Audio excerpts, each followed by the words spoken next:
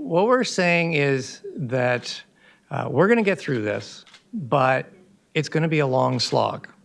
And we're telling Canadians, and our forward guidance has been very clear, that we're going to hold our policy interest rate at the effective lower bound until slack is absorbed, so that we can sustainably achieve our 2% inflation target.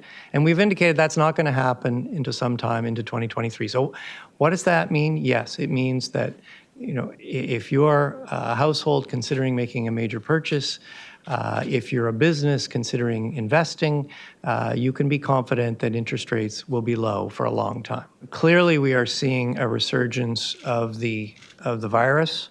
It's happening in Canada. It's happening elsewhere.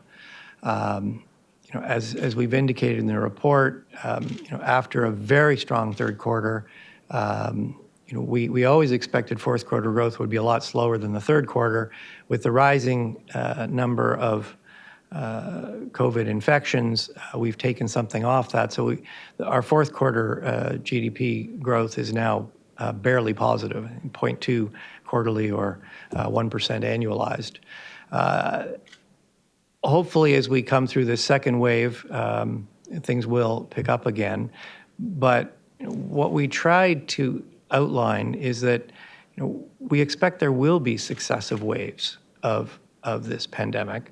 Hopefully, each wave will be a little smaller. We'll get better at managing them, and that's what's built into our base case.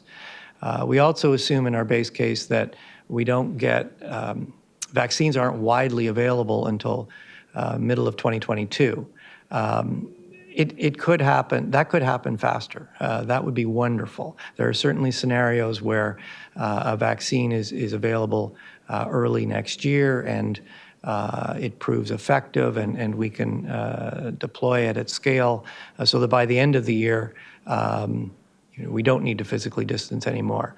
On the other hand, there are scenarios where the early vaccines aren't as effective as hoped. There are scenarios where a second or third wave is worse than expected.